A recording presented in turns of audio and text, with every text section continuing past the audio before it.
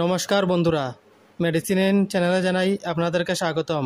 বন্ধুরা, আজ জোহেব সাসপেনশনের কাজ এবং পার্শ্ব প্রতিক্রিয়া নিয়ে বিস্তারিত আলোচনা করব, তাই ভিডিওটি শেষ অবধি অবশ্যই দেখবেন এবং চ্যানেলে নতুন হয়ে থাকলে চ্যানেলটিকে সাবস্ক্রাইব করে নেবেন, যাতে ওষুধ সম্পর্কে সঠিক তথ্য সবার আগে আপনারা পেয়ে যান। জোহেব সাসপেনশন এটি তৈরি করেছে lifeline remedies India private limited.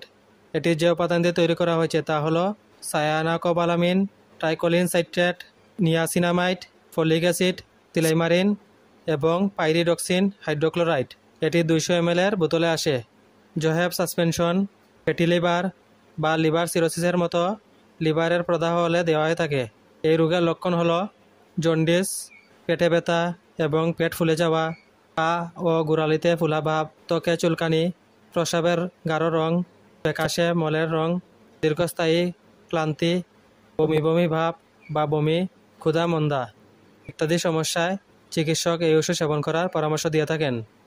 এই ওষুধ সেবন করার নিয়ম হচ্ছে 6 থেকে 12 বছরের শিশুরা 1 চামচ অথবা 5 ml করে সকালে এবং রাত্রে খাওয়ার আগে অথবা খাওয়ার পরে সেবন করার পরামর্শ দেওয়া হয়ে থাকে, এবং প্রাপ্তবয়স্কদের 2 চামচ অথবা 10 ml করে সকালে এবং রাত্রে খাওয়ার আগে অথবা খাওয়ার পরে সেবন করার পরামর্শ দিয়ে থাকেন চিকিৎসক। এই ওষুধ সেবনে সাধারণ কিছু পার্শ্ব প্রতিক্রিয়া দেখা দিতে পারে, তা হলো বমির ভাব বা বমি, ডায়রিয়া এবং পেট ফাঁপা। যদি এরকম সমস্যা দেখা দেয় তাহলে ওষুধ সেবন বন্ধ করে অবশ্যই চিকিৎসকের পরামর্শ নেবেন। বন্ধুরা, ভিডিও ভালো লেগে থাকলে লাইক, কমেন্ট, শেয়ার অবশ্যই করবেন। ধন্যবাদ।